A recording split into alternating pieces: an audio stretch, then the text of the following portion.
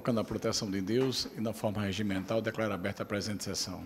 Registro inicialmente a ausência dos desembargadores Saraiva Sobrinho e Glauber Rego na presente sessão, em razão da participação no encontro do Colégio Permanente de Diretores de Escola da Magistratura e do gozo de forma compensatória por plantões prestados, conforme já autorizado pelo Pleno em sessão anterior. Essa discussão e aprovação da sessão anterior. Tem uma emenda proposta pelas embargadoras Neide, só de adequação de umas datas aqui de... Isso. Está aprovado. Julgamentos. Tem um pedido de sustentação oral, 26 de PJE. A relatoria do desembargador Ibanez Monteiro tem pedido de sustentação oral. Mas dois pedidos está verbando suspeição. Está em mesa, desembargador Ibanez? Perfeito, presidente. O 26. Haverá sustentação oral? Sim, tem pedido de inscrição. O doutor Ibanez, Vossa Excelência, está com a palavra. O processo se refere ao recebimento de denúncia.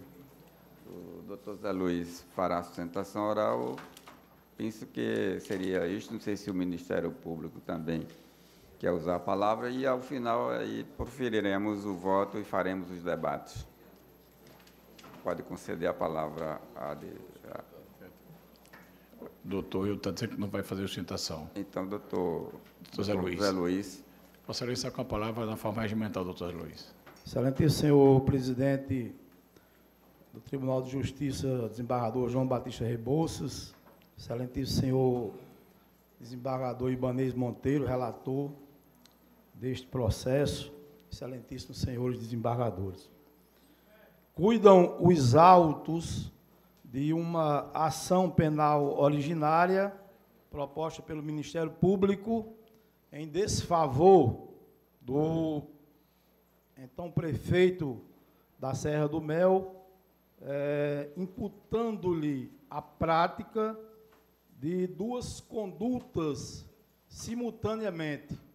A conduta tipificada no artigo 359-G do Código Penal, que torna defeso, que sanciona o gestor que nos 180 dias que precedem o término do seu mandato, proceder com alterações nas despesas com gasto com pessoal. E, simultaneamente, imputou a prática da mesma conduta, do mesmo tato destando, mesma conduta típica do artigo 1º, inciso 13, do decreto 201/67.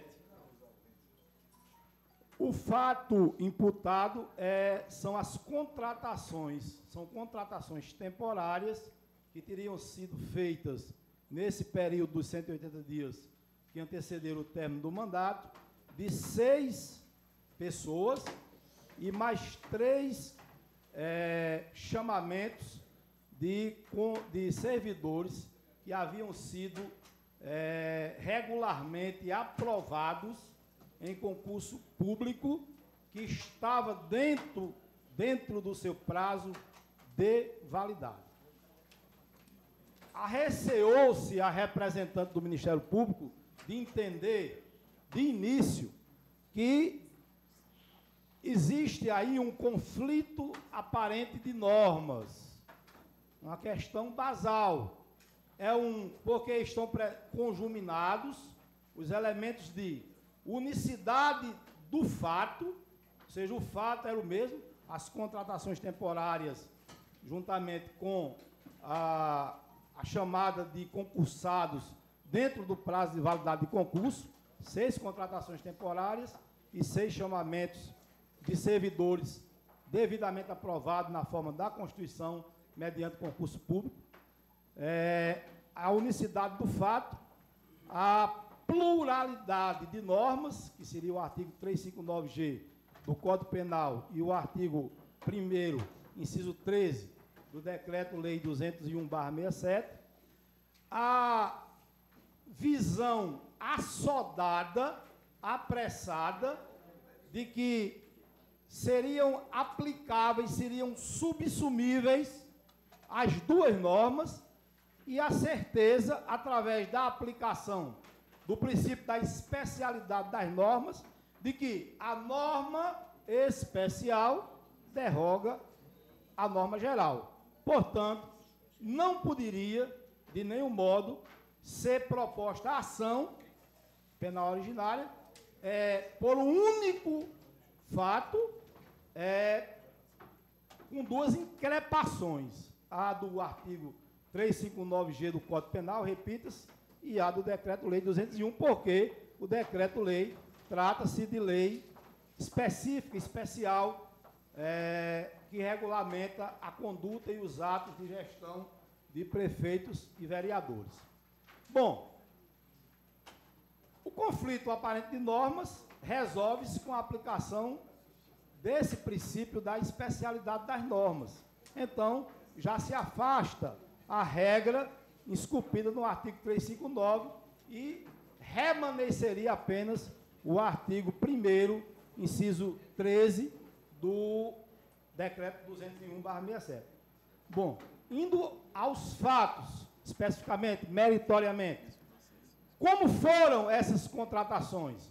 Se contratou uma professora por 2 meses, e os contratos foram coligidos com a resposta à acusação aos autos, por 2 meses, para substituir uma professora que estava em gozo de licença-prêmio,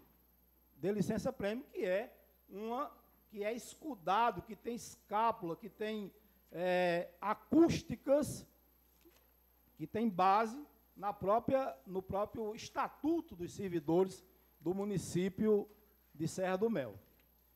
A segunda situação foi a contratação de outra professora para substituir também por 2 meses, sem renovação, um servidor, professor, que pediu licença para concorrer à eleição do cargo de vereador de Serra do Mel, o que também tem escápula na legislação eleitoral.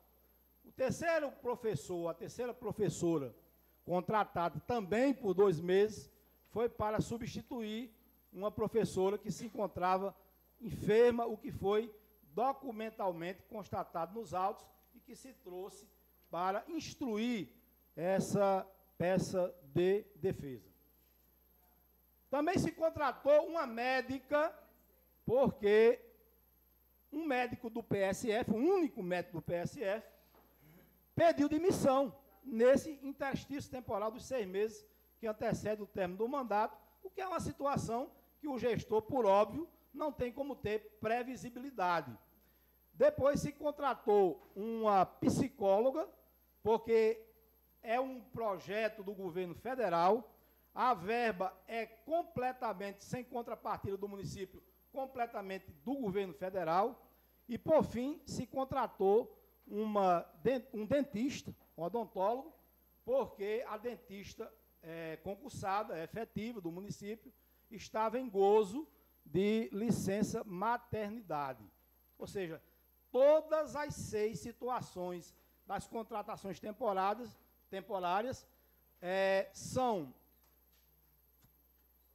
constroem, como o STJ e o STF, de forma apaziguada, sedimentada, unívoca e uníssona, tem dito que é atípica a conduta, porque existiam leis municipais, 2 leis que previam e que respaldavam essas contratações temporárias, e porque se estava diante de 3 situações: forma prescrita em lei, que eram as leis municipais, a duração com prazo determinado das contratações temporárias, nenhum excedeu o prazo de 3 meses, né? E 3 se encontrava diante de uma situação de excepcional interesse público, porque não se podia prever que o médico fosse pedir demissão, não se podia impedir o gozo de licença maternidade da odontóloga, não se podia impedir que o professor pedisse licença com base na legislação eleitoral para concorrer ao cargo.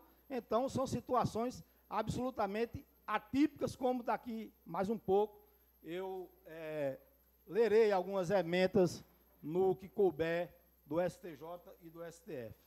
Então, diante desse conflito aparente de normas, como dito antes, afasta-se o artigo 359 do Código Penal e vai-se discutir apenas o artigo 1º do Decreto-Lei 201/67, que também é considerado pela jurisprudência do STF e do STJ e dos tribunais regionais como uma conduta atípica.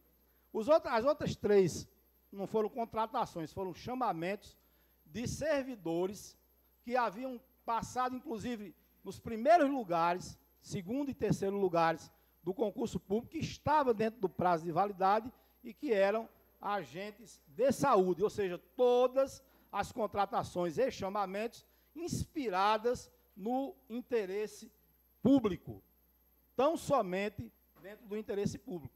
E impende relevar, impende notar que a ratio essende, que a mens legislatória, que a mens legis, tanto do artigo 359G, que não tem aplicabilidade diante do conflito aparente de norma, quanto do inciso 3º do artigo 1º do Decreto 201, é evitar que o gestor aumente deliberadamente e de forma dolosa, porque, como é sabido, e o Supremo Tribunal Federal já apaziguou essa situação, que todos os tipos descritos no Decreto 201 têm que ter o dolo específico para se naturar a conduta típica.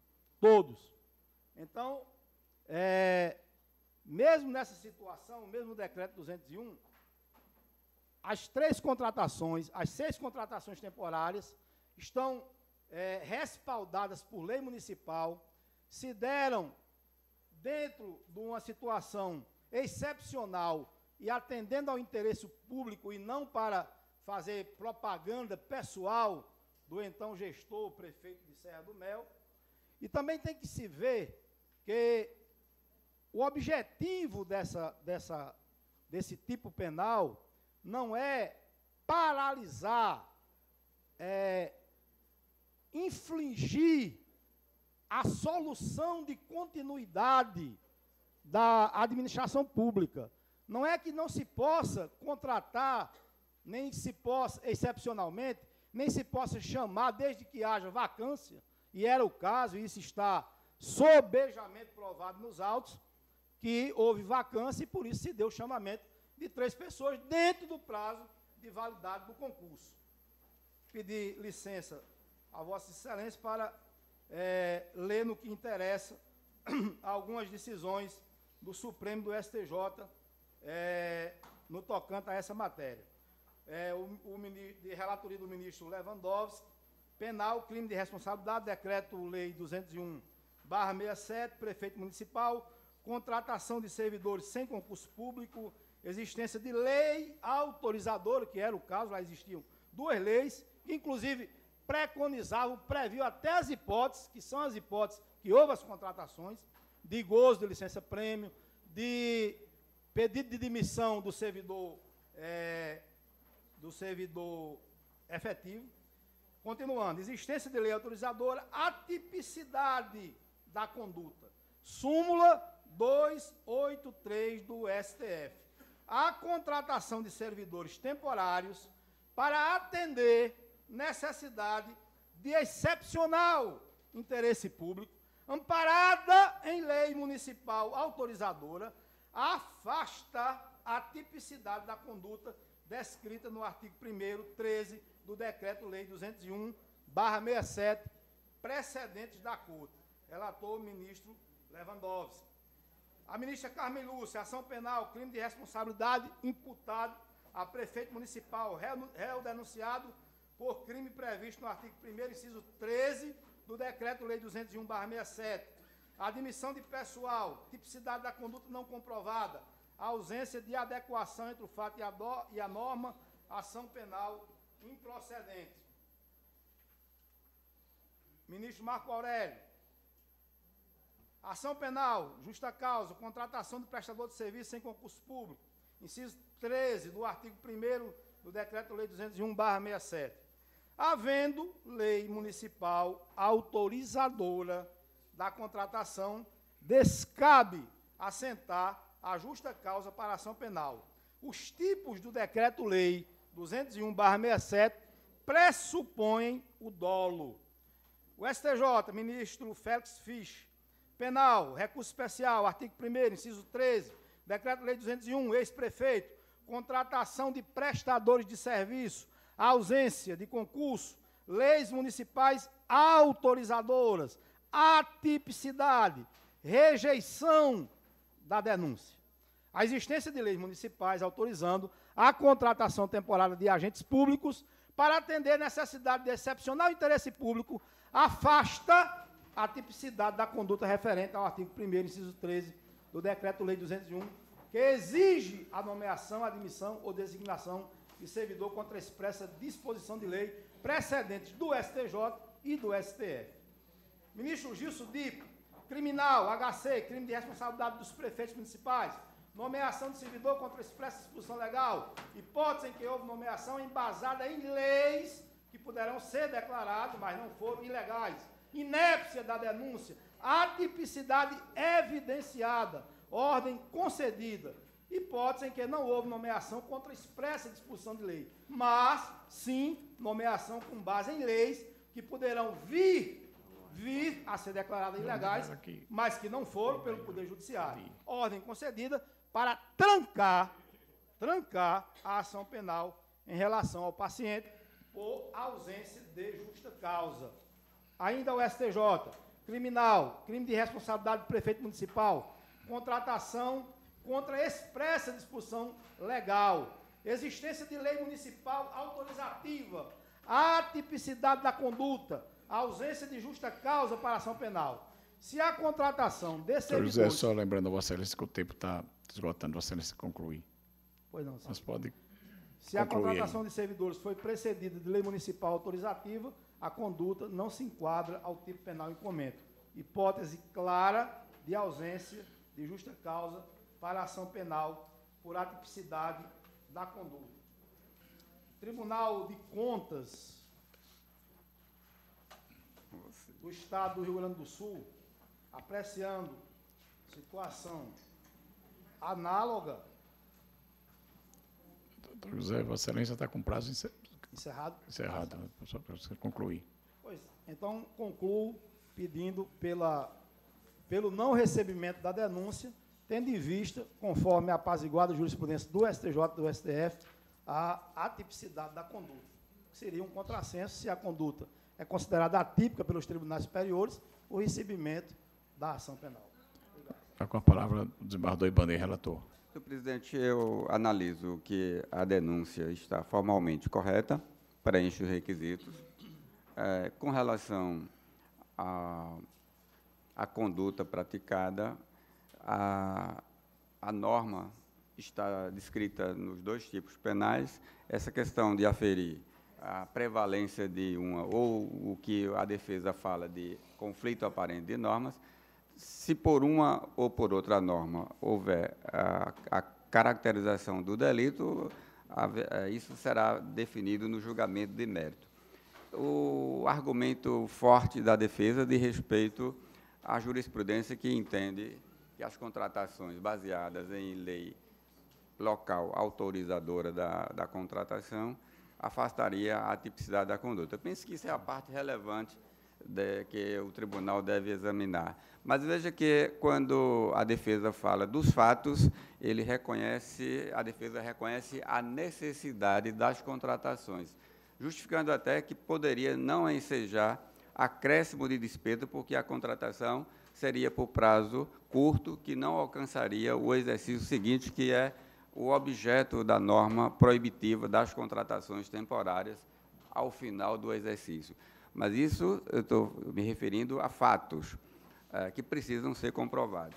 Com relação à norma autorizadora dessas contratações para afastar a tipicidade da conduta e permitir o não recebimento da denúncia, seguindo a jurisprudência citada pela defesa, em nenhum momento há referência a essas leis autorizando essas contratações. Veja que a contratação se deu porque um servidor entrou de férias, porque um pediu demissão, porque o outro se afastou para concorrer a mandato legislativo. E, em nenhum momento há uma lei autorizando essas contratações, uma lei municipal autorizando essas contratações. E, se houver, penso que seria o caso de apreciar isso durante a instrução processual, para ver se essas leis autorizaram aquelas contratações específicas, se essas contratações resultaram ou não em pagamento de despesa a mais para o gestor seguinte. Então, isso precisa de ser instruído e devidamente comprovado na fase instrutória. Daí porque eu estou votando por receber a denúncia e deixando essas questões que se referem a mérito para apreciar no momento oportuno. Meu voto é, portanto, por receber a denúncia, porque formalmente correta, e esses demais questionamentos devem ser apreciados depois da instrução processual. Após o voto do relator, pediu vista dos autos do desembargador Cláudio Santos. Tá, pedido de vista de Sua Excelência pelo sistema. Senhor presidente. Pois não. Só observando uma situação, não sei se os colegas repararam na denúncia, mas o fato tipificado na peça inicial não resume-se apenas às contratações. Um aumento de despesa que leva a crer que é difícil acreditar que a contratação de 3 professores tenha provocado o aumento de despesa da ordem de quase R$800 mil, próximo a R$1 milhão, no município pequeno, num período de apenas 4 meses. Então, essa situação está demonstrada, inclusive, na planilha apresentada pelo Ministério Público, e feito a descrição dos valores na denúncia. Como disse o desembargador relator, realmente a aferição dessa situação, se realmente é a ponderação, tem que ser feita com a instrução, porque, em que pese a sustentação oral do advogado, muito bem posta na tribuna, que se diga de passagem, é difícil crer que 3 contratações tenham gerado, apenas essas 3 contratações tenham gerado um incremento de despesa na ordem de quase R$800 mil no município do porte de Serra do Mel, num período de do terceiro bimestre para o sexto bimestre, apurado, um incremento considerável. Então, por essa razão, eu acompanho o relator, senhor presidente. Pois não. Pela ordem. Para esclarecer esse fato que o desembargador Amilco coloca, realmente existe a planilha na prefacial acusatória nesse valor de 800 e tantos mil reais. Mas, na verdade, o valor, e na peça de contestação está colocado, na verdade, foram R$ 33.875,31, o valor do acréscimo. Por quê? Porque a cada... Senhor presidente, eu acho que essa matéria para ser discutida na apuração do mérito, porque há uma alegação do Ministério Público, há um rebate da defesa. O que vai se avaliar é como que for apurado. Isso, já nos autos. Está feito esclarecimento, doutor. Pois não, pela ordem. Eu pedi vistas porque não tive a oportunidade de examinar claro, esses detalhes para receber a denúncia. Eu acho que a denúncia deve ser examinada com todos esses aspectos. Não absolutamente, não discordo do relator e nem muito menos das ponderações do desembargador Amilcar, mas nós tivemos sessão ontem, 300 e tantos processos, e para a gente examinar, eu ainda estou votando aqui, agora, para examinar cada processo com seu detalhe, principalmente processo penal, eu continuo a dizer que nós temos muito pouco tempo. E eu não sou absolutamente, e não faço nenhuma restrição à eventual divergência, de deixar tudo para examinar na instrução, porque um processo penal, me parece, já ser uma penalização, assim como se transformou em pena outras questões que a mídia evidencia. Eu absolutamente não conheço nenhum município, mas vou verificar com outros processos penais também, porque se a denúncia for aumento de despesa, como está posto e como foi posto pela defesa, contratação irregular, aliás, me parece ser o tipo, né? São dois tipos. Esclarecimento de fato, então, Excelência. Houve a contratação de 6 temporários e não estou, né, absolutamente entrando no juízo de valor, como bem disse, desembargador Amilcar, para efeito de recebimento da denúncia. São 6 temporários contratados e a nomeação de 3 efetivos.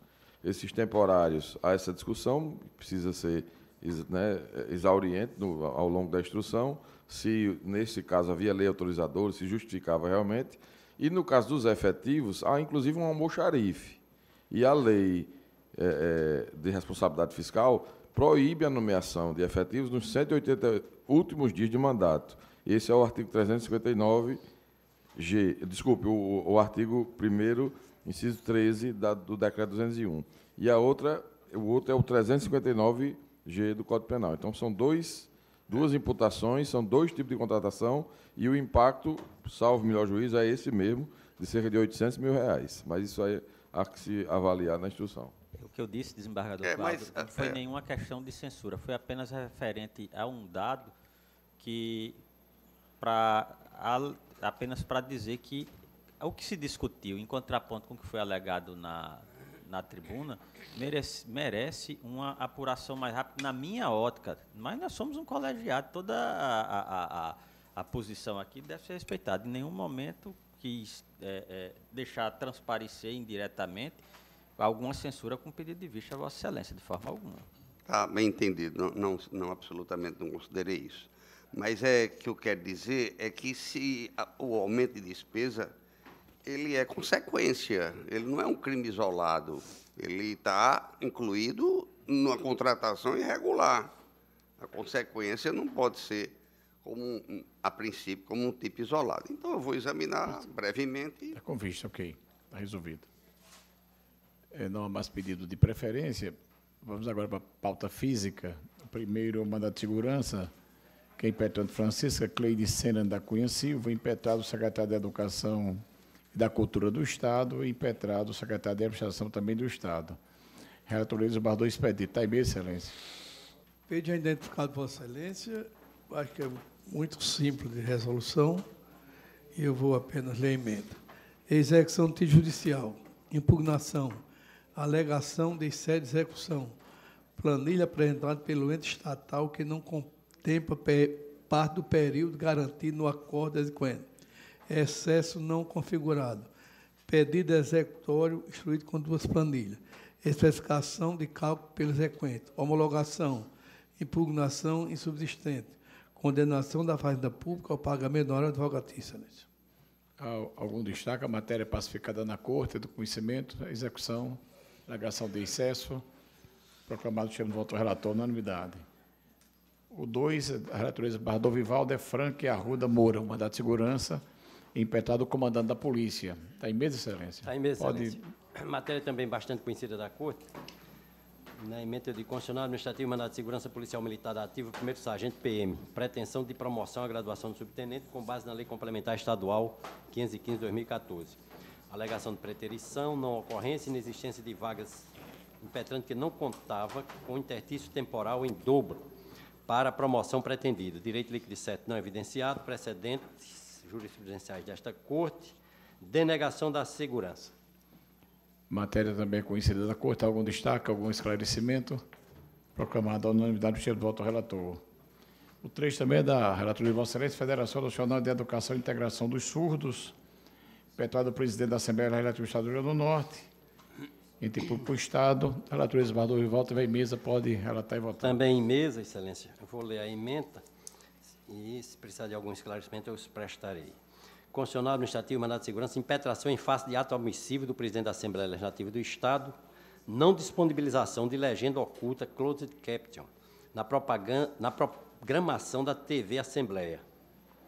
Acessibilidade e acesso à informação das pessoas com deficiência auditiva, Lei Federal 10.098/2000, Decreto número 5.296/2004 e Portaria 310/2006 do Ministério das Comunicações.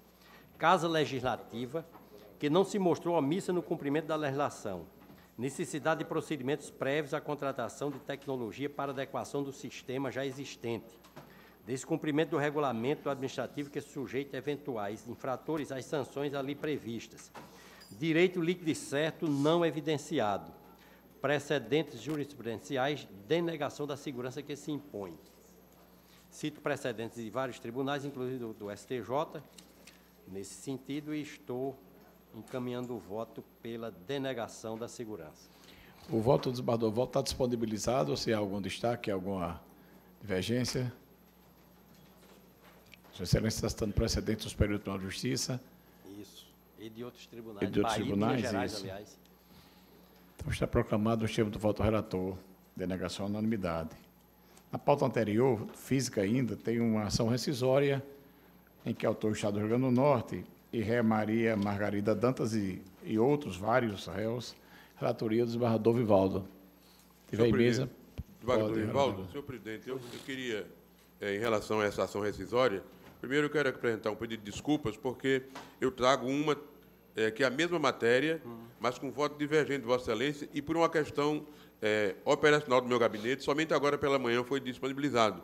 Não é o hábito. Então, eu peço desculpas aos meus colegas, mas é uma matéria até um tanto controvertida e só foi possível disponibilizar agora pela manhã.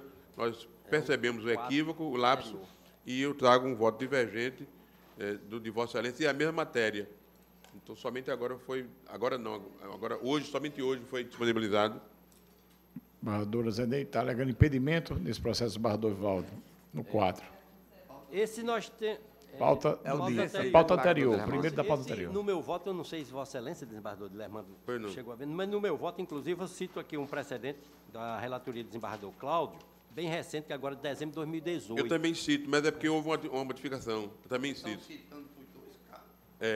O meu é o 16 da pauta. Se alguém quiser pedir vista, mas eu trago um voto divergente do voto do desembargador. É uma questão tanto interessante. O desembargador voltar com a palavra, ele vai explicar, depois... Pronto, eu vou ler, depois a gente vê. Eu vou ler a emenda. Processual civil, ação rescisória, artigo 485, 5, violação literal de disposição de lei.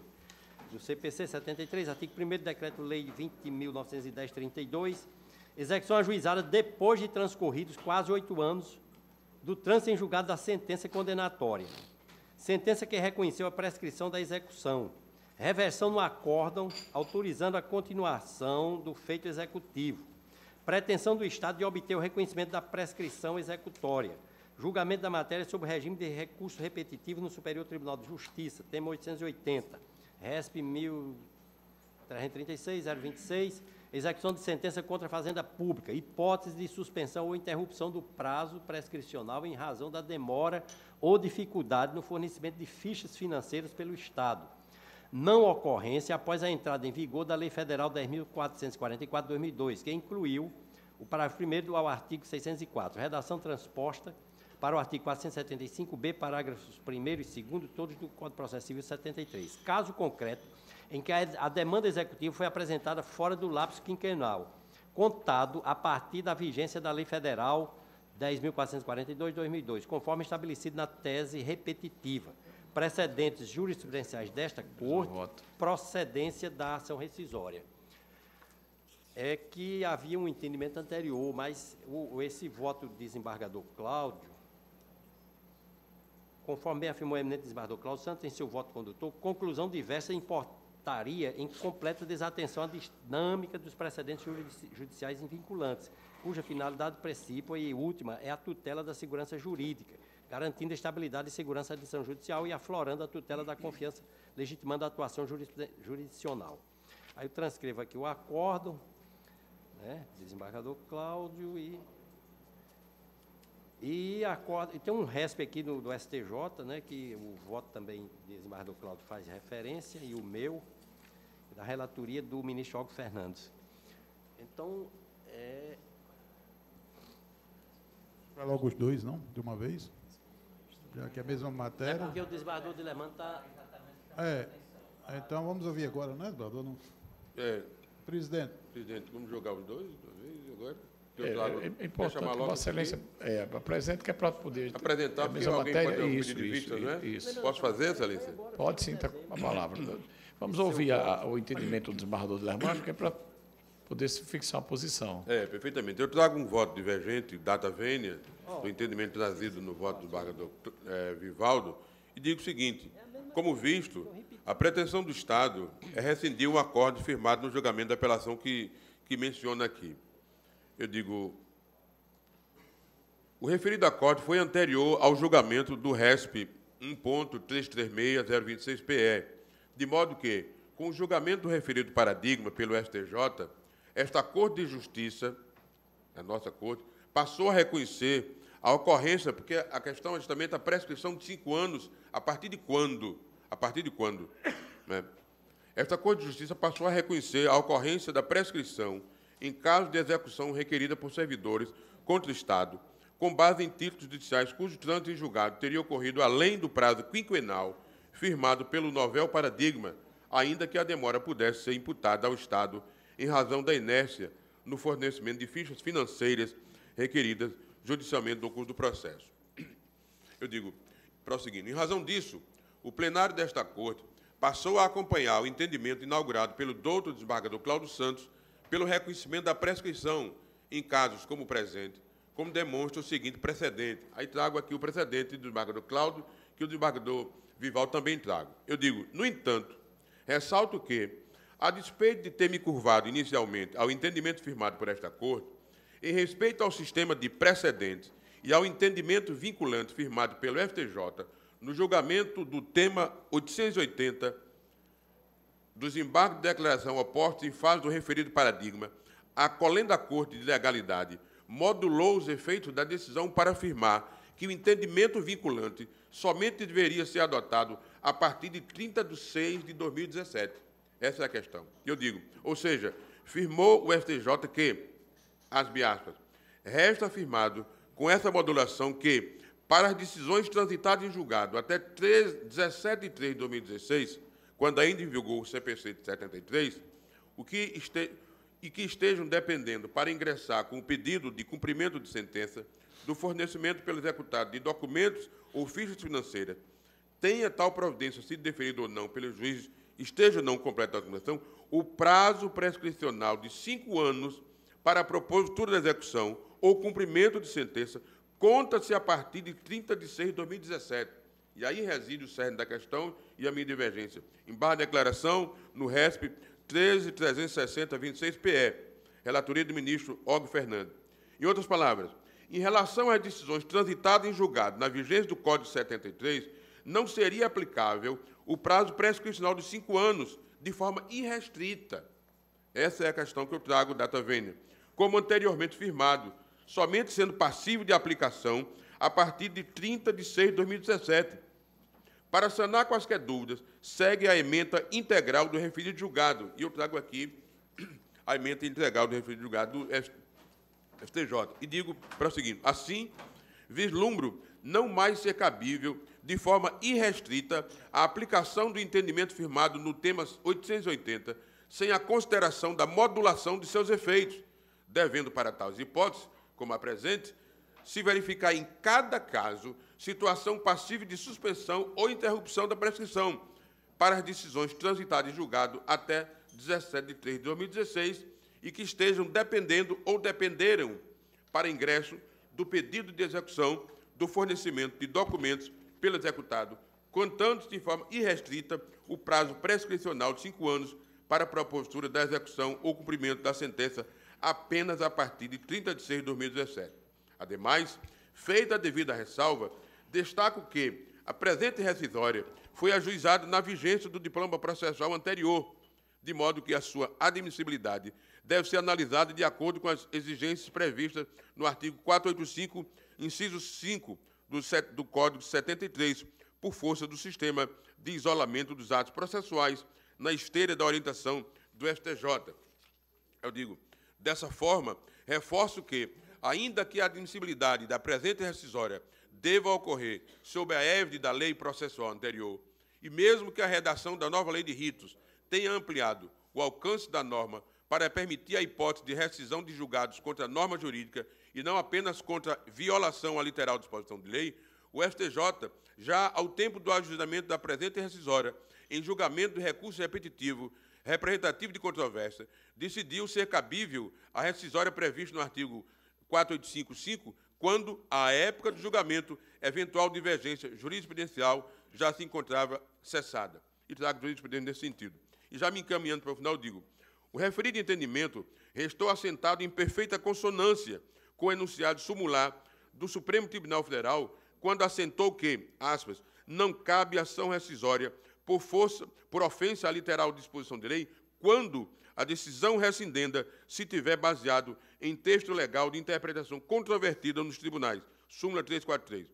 No presente caso, entendo que não se trata de uma mera subsanção ao disposto no artigo 1º do Decreto 20.932, em súmula 150 do STF, porque não se refere à inércia dos exequentes, nem de mero silêncio ou omissão da administração. Como firmado no acordo questionado, a partir da análise detida de todo o acompanhamento processual, restou devidamente demonstrada a conduta protelatória do Estado, assim como restou definida a interpretação jurisprudencial desta Corte sobre a questão em específico, relativa ao afastamento da prescrição em caso de conduta protelatória do Estado em fornecer documentos necessários para a execução de julgados contra si, de modo que, ainda que houvesse entendimentos contrários, este era o entendimento firmado por esta Corte, que afastou acertada e peremptoriamente o reconhecimento da prescrição com base em entendimento das 3 câmaras cíveis deste Tribunal de Justiça.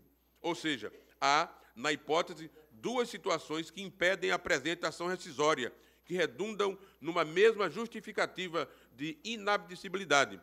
A primeira é relacionada à não aplicação irrestrita do tema 880 para as decisões transitadas em julgado até 17 de 3 de 2016, caso em que o prazo prescricional de 5 anos, de forma peremptória, para a propositura da execução ou cumprimento da sentença, somente deverá ser contado a partir de 30 de 6 de 2017. E a segunda, referente à verificação precisa de que, na hipótese presente, não havia, à época do julgado, cessado a divergência sobre a questão para permitir o manejo da ação rescisória. A esse respeito, sabe-se que a hipótese de rescindibilidade prevista no artigo 485 de 73 exige que a violação da lei tenha nexo de causalidade com o resultado obtido, na medida em que a ofensa repercute no julgamento da causa com violação ao próprio sentido da norma, situação que nos vislumbra no presente caso. Não se olvide que o STJ há muito sedimentou o entendimento segundo o qual, aspas, se a decisão judicial foi proferida com amparo na jurisprudência vigente na época, ainda que posteriormente tal entendimento seja modificado, não há como se afirmar que a decisão impugnada tenha violado literal disposição de lei. Dessa forma, a mera existência de entendimentos substanciais contrários à época da prolação da decisão, ainda que a época da ação rescisória o entendimento tenha se pacificado em torno da tese defendida pelo autor da ação, que nem é o caso dos autos, em que a pacificação da matéria sobreveio no curso da presente rescisória, de modo que não é possível a desconstituição do julgado, como informa precedente do Supremo Tribunal Federal, em julgamento de recurso extraordinário com repercussão geral e os precedentes do Superior Tribunal de Justiça, inclusive por meio de sua Corte Especial. Eu trago jurisprudência nesse sentido.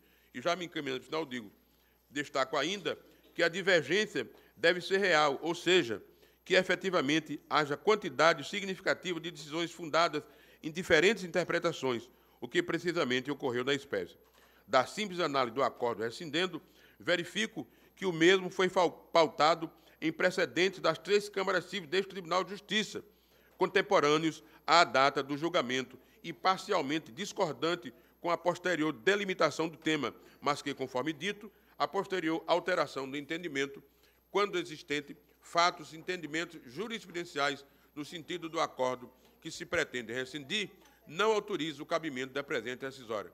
Por tais motivos, não vejo data vênia como afastar a aplicação da súmula 343 do STF, no presente caso, na medida em que a pretensão se volta claramente para rescindir acordo que, ao tempo que foi proferido, foi pautado em precedentes de interpretação controvertida nos tribunais, apenas posteriormente pacificada pelo STJ, o que não autoriza o cabimento da via rescisória.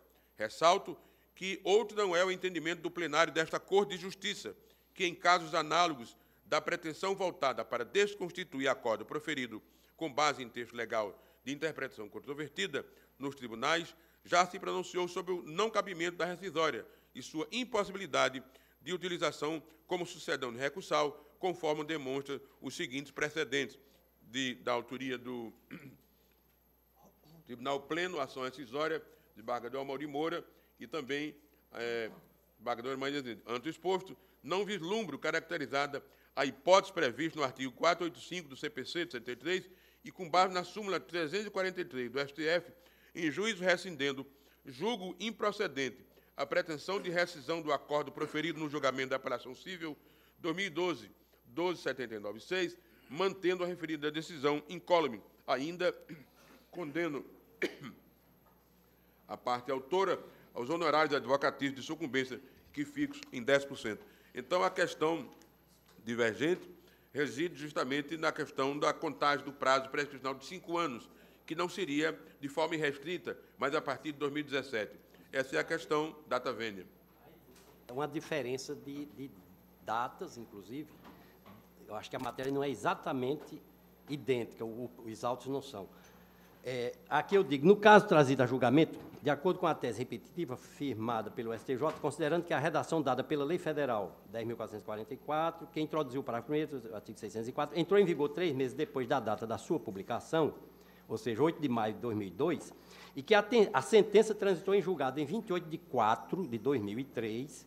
Portanto, após a edição da referida lei, os demandados teriam até 28 de 4 de 2008 para ajuizar a correspondente execução, sendo que o ajuizamento da mesma se deu apenas em 24 de 3 de 2011, quando já havia transcorrido o lapso quinquenal.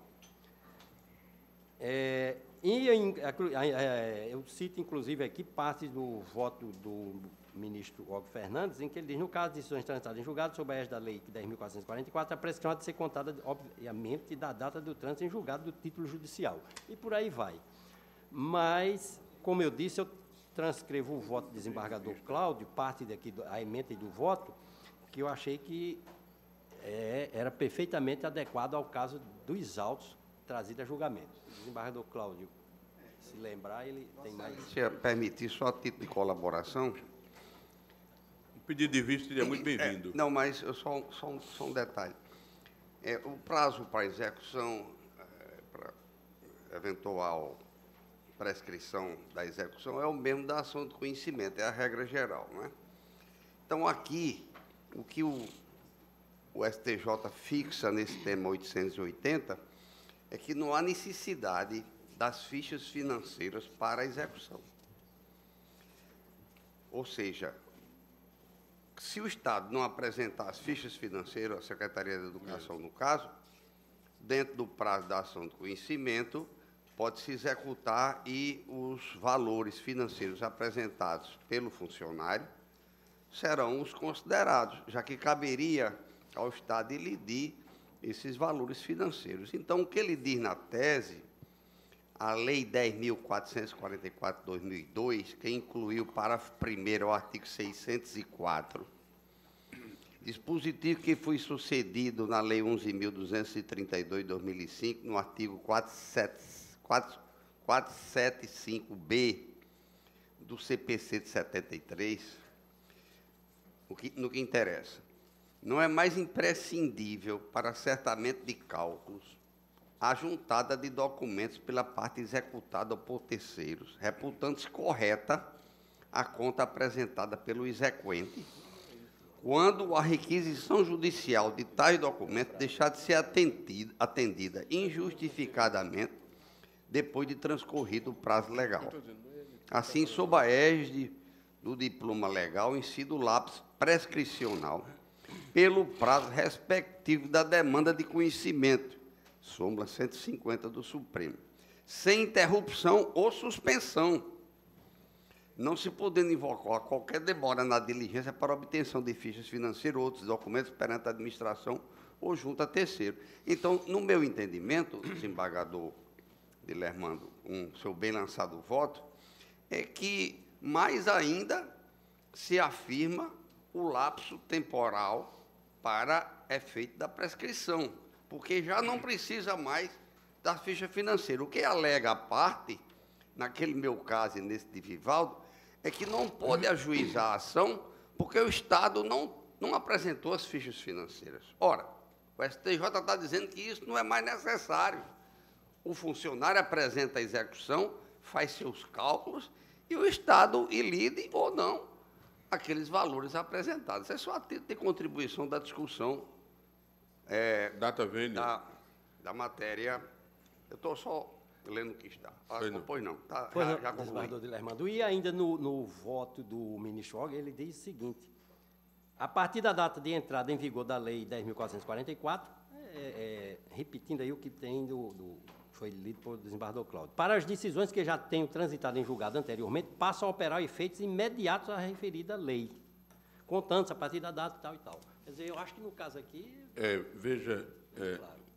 sem querer polemizar, mas é importante a discussão, é fundamental, até porque, primeira coisa que eu quero dizer, data vênia, Vossa Excelência disse que as matérias não são idênticas, as matérias são idênticas. E eu trago aqui uma jurisprudência aqui, recente, de 9 de 11 de 2018, do STJ, no RESP 177, 85, 84, da relatoria da ministra Regina Helena Costa, publicado em 9 de 11 de 2018, onde diz que, após a modulação em situação similar de execução proposta na vigência do CPC anterior, o próprio STJ explica que somente se poderia considerar o prazo prescricional. A questão que eu estou trazendo é essa, que o prazo prescricional só pode ser considerado a partir de junho de 2017. Esse é o cerne da questão do meu voto, data vênia. Veja o precedente, que diz o seguinte: no caso, extrai-se do acórdão recorrido que a decisão exequenda transitou em julgado em 16 de 11 de 2014, folhas 21 ou seja, antes de 17 de 3 de 2016, término da vigência do Código de Processo Civil de 73, devendo descontar o prazo prescricional a partir de 30 de 6 de 2017, sexta-feira, em razão da modulação dos efeitos do acordo paradigma, vindo a expirar o prazo em 3 de 7 de 2022, considerando que a execução foi protocolada em 2 de 4 de 2008, folha 17E, não merece reparo o acordo recorrido, no qual se afastou a ocorrência da prescrição. O que me preocupa, e aqui sem nenhuma pretensão, nem poderia haver, de prevalecer o meu voto, é que possa haver julgamento divergente da Corte numa mesma situação. Eu creio que seria seria muito bem-vindo um pedido de vista para outro olhar, não é? Mas, inclusive, desembargador Dilermando, no voto do desembargador Cláudio, quando em dezembro, salvo engano, de 2018, foi dito isso, que inicialmente o tribunal tinha uma posição, né? E, a partir dali, mudou esse posicionamento. Inclusive, o desembargador Cláudio, num dos julgamentos, eu não me lembro de quem era a relatoria, ele era vencido, né? Ou seja, então, esse voto vencido do desembargador Cláudio passou a ser majoritário a partir desse voto que ele trouxe em final de dezembro. E é isso que eu digo do meu voto, que o voto do desembargador Cláudio, que vinha sendo acompanhado, foi suplantado. Essa é a divergência do meu voto, de Vossa Excelência.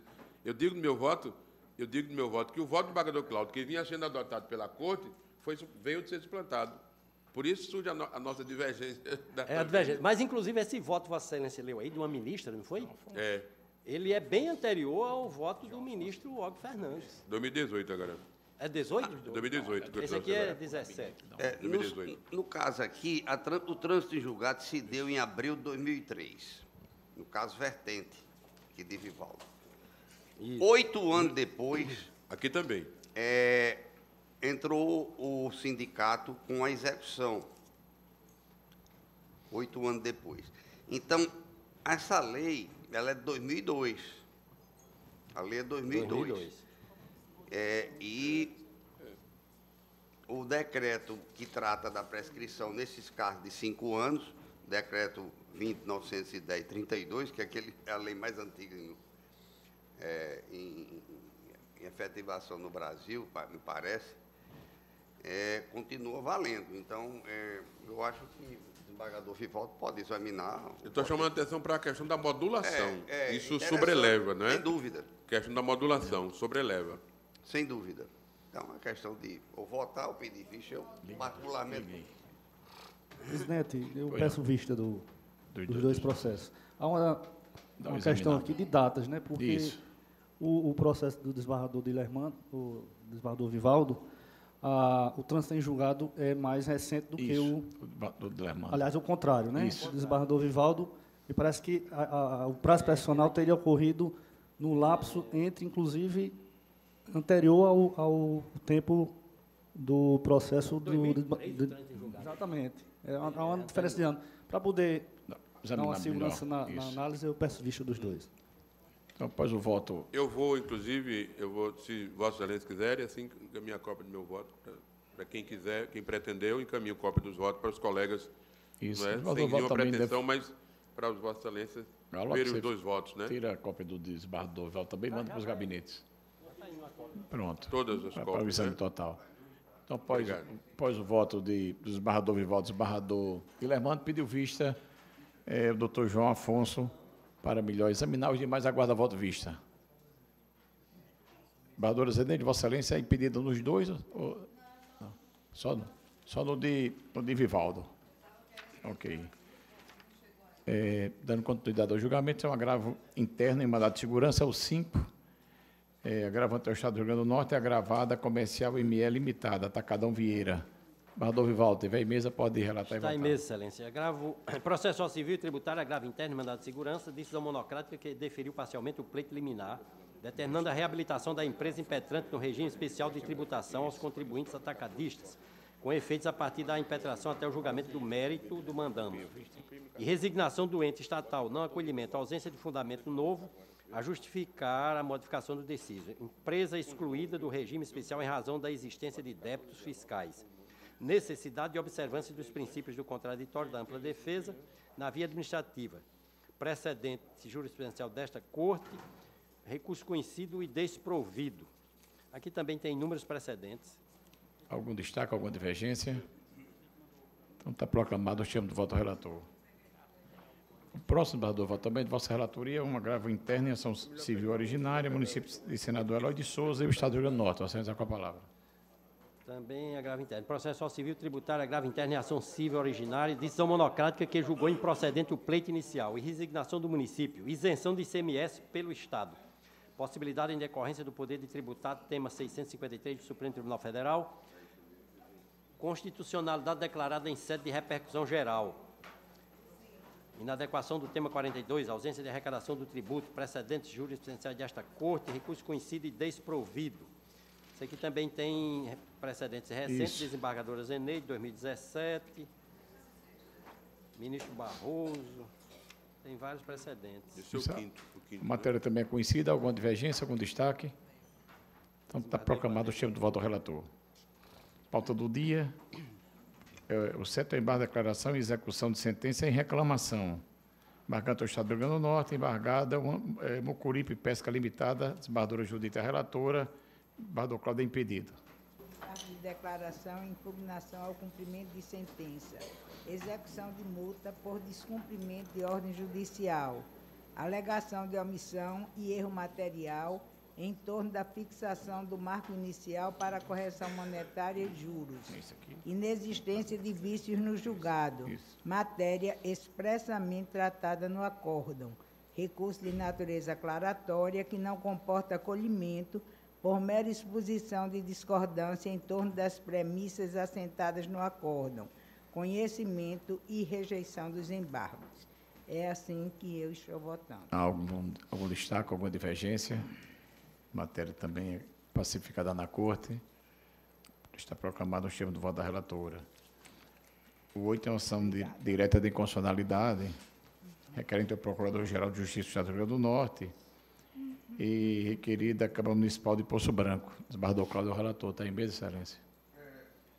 Está em mesa, conforme já externado por Vossa Excelência. É uma lei do município de Poço Branco que institui o Código Tributário Local e que, no seu artigo 127, diz o seguinte: são isentos do imposto predial servidor público municipal ou estadual, qualquer outro servidor mencionado, ex-combatente. Então, a matéria me parece, viúva de ex-combatente, enfim, a matéria me parece flagrantemente inconstitucional, conforme o voto está exposto, por isentar uma determinada categoria de habitantes daquele município do imposto predial e territorial urbano, de maneiras que eu estou aqui julgando procedente, declarando a inconstitucionalidade, com regra geral, e como voto, Excelência. Bem, eu acho que nós temos já matéria conhecida, se há algum destaque, alguma divergência, algum esclarecimento, por ser matéria de índole constitucional. Eu também acompanho o relator, está proclamado a unanimidade. O seguinte também é uma ADI, desembargador Cláudio, requerente ao Procurador-Geral de Justiça do Estado e requerido da Câmara Municipal de Areis. Se tiver em mesa, pode relatar e votar. A lei autoriza o prefeito a contratação temporária de servidores públicos para cá com atribuições de natureza permanente, servidor de carreira. Também é uma matéria muito conhecida aqui da Corte, pacificada, inclusive com repercussão geral no Supremo. E eu estou declarando aqui a inconstitucionalidade. Só alguma divergência? Um voto disponibilizado. Eu também acompanho matéria constitucional. Excelência, uma retificação que eu vou fazer uma modificação do acórdão. No processo anterior, o efeito é ex-tunc. Embora conste ex-nunc, mas o efeito é a partir da promulgação, da publicação da lei. Isso. Algum esclarecimento? Está proclamado a ex-tunc o efeito. O 8 nós fizemos a retificação para ex-tunc. E o 9? Alguma... Consta ex-nunc no acórdão. Já consta do acórdão? Ex-nunc esse caso aqui, como atendendo a maioria aqui do plenário, para não prejudicar o pagamento desse pessoal. Anteriormente feito, ok. Me acompanho. Está proclamado o cheiro do voto do relator. Presidente, neste eu dou o efeito. Okay. Eu mantenho meu entendimento que nesses casos de contratação temporária, o efeito... Excelência, pela coerência do entendimento. Então, nessa parte vencido o desembargador Ibanez. Só com relação aos o 10, embargo de declaração, em mandado de segurança, sem liminar, embargado do Estado do Rio Grande do Norte, embargada Janaína Gonçalves de Brito Bonifácio, relatoria do desembargador Expedito. Se tiver em mesa, pode relatar e julgar. Feito já identificado de Vossa Excelência, eu acho que a emenda resolve. Direito processual civil, embargo de declaração proposto pelo impetrante e pelo ente público demandado. Declaratório proposto pelo impetrante. Alegação de omissão quanto a um dos pedidos, formulado na inicial. Vício constatado. Enfrentamento necessário, cobrança do valor do benefício de aposentadoria de forma retroativa. Direito de paridade reconhecido. Benefício cujo valor correspondia à própria remuneração da impetrante, recebida sem qualquer interrupção. Supostas perdas advindas com a demora imperativa que deve ser cobrada de ação própria. Mandos não admitidos como sucedâneo de ação de cobrança. Entendimento simulado no STF, precedente dessa Corte de Justiça, acolhimento dos declaratórios, improcedência do pedido, segurança parcialmente concedida nos termos do acordo embargado. Embargo de declaração proposta pelo Estado do Rio Grande do Norte. Alegação de omissão de vício, não demonstrado, questão pontualmente debatida, tese vencida, pretensão exclusiva de discussão da matéria, improbidade, embargo desprovido. Algum destaque, algum esclarecimento? Então, está proclamado o termo do voto do relator, unanimidade. O seguinte é o embargo de declaração em embargos à execução, em que é embargante e embargado da Companhia de Águas e Esgotos do Estado do Rio Grande do Norte, a CAERN, e embargante e embargado do município de Natal, também da relatoria do Expedito. Foi de Vossa Excelência o acordo, relatoria de Vossa Excelência, como relator. Então, passa a presidência do desembargador Vigílio.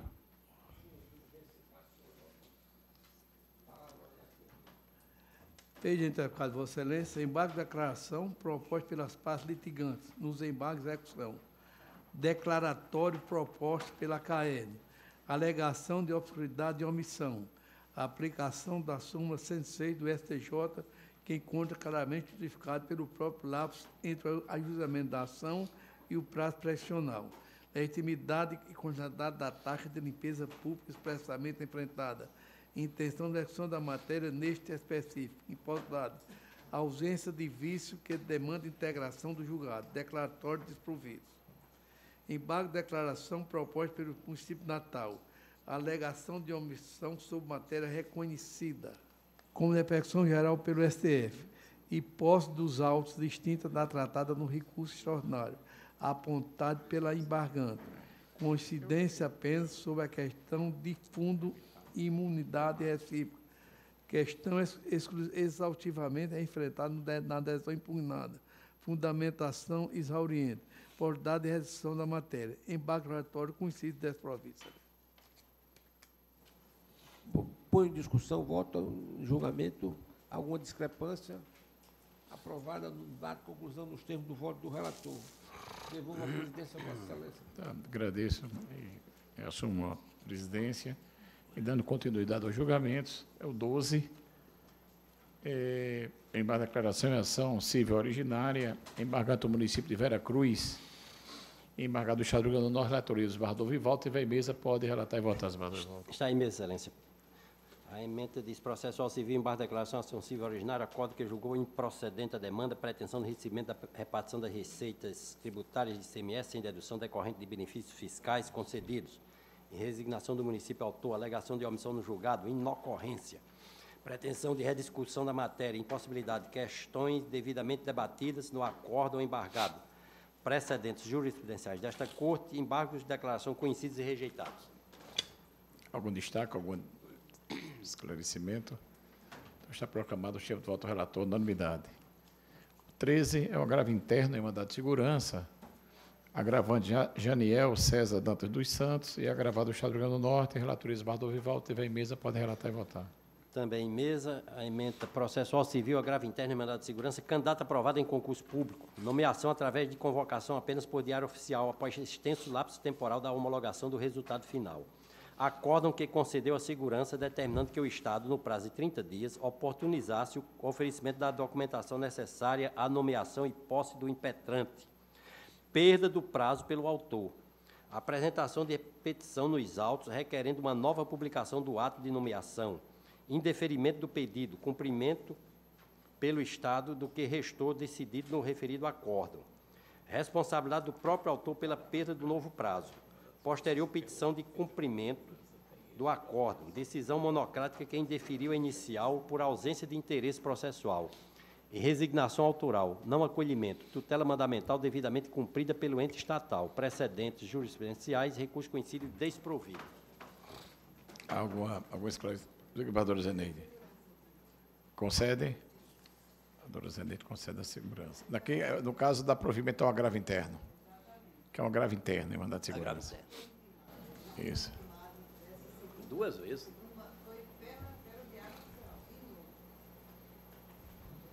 Então, a desembargadora Zeneide pede vênia e dá provimento ao agravo interno. Algum outro colega tem alguma posição? Então, está proclamado nos termos do voto relator, vencida a desembargadora Maria Zeneide. 14, embargo de declaração em ação direta de inconstitucionalidade, embargante a Câmara Municipal de Natal, embargado o prefeito do município de Natal, e tem como amigos curios o Sindicato das Empresas Operadoras de Tecnologia do Setor Energético do Estado do Rio Grande do Norte. Relatoria do desembargador Amilcar, se tiver em mesa, pode... Senhor presidente, trata-se de embargo de declaração cuja finalidade é exclusivamente o pré-questionamento. Não há os vícios apontados no acórdão, razão pela qual eu estou conhecendo desprovendo o recurso. O voto foi disponibilizado, a matéria não registra maior A declaração, o objetivo é pré-questionamento. Se há algum esclarecimento, então está proclamado o chefe do voto relator, unanimidade. Ainda tem o 15, que é uma execução de sentença em imunidade de segurança. Exatamente, Excelência. Estado do Rio Grande do Norte, impugnante Juliano de Oliveira Fonseca, você está com a palavra. Na sessão passada, eu trouxe feito matéria idêntica nessa questão de homologação de cálculo. Apenas a adequação devida verificado alguns erros com referente a alguns meses do período, apenas o equívoco na forma do cálculo apresentada pelo credor causador da apresentação da resistência pelo ente estatal. Mas é matéria que tem sido corriqueira aqui na Corte, apenas a adequação identificada ao erro, e eu estou conhecendo e entendendo por improcedente da impugnação, senhor presidente. Então, que isso é GTNS, não é isso? Exatamente. GTNS. É do Executivo? Só para ter alguns colegas que não funcionam, só para... Pois não. É isso. Ele é oficial de justiça, senhor presidente. Justiça, GTNS do Judiciário. Inspeção do desembargador Expedito. Os demais acompanham. Aqui apenas é a questão da mera homologação do cálculo, né? Não estamos nada mas discutindo sobre a matéria. Está proclamado o chefe de voto ao relator, unanimidade. Então, é esgotada a pauta dos processos físicos, do PJE. Os votos já estão consignados no sistema, na forma regimental. E tem um outro pedido de vista aqui, também feito pelo desembargador Cláudio Santos, que é o 27, a revisão criminal da relatoria do desembargador Ibanez. Os demais processos estão todos já votados e proclamados nos termos do sistema, e tem também aqui alguns que estão retirados de pauta, estão aqui registrados também, na forma constante da pauta do processo judicial eletrônico, estão todos proclamados. Algum processo em mesa que dependa de pauta? Então, não havendo mais nada a tratar, e agradecendo a presença toda, declaro encerrada a sessão.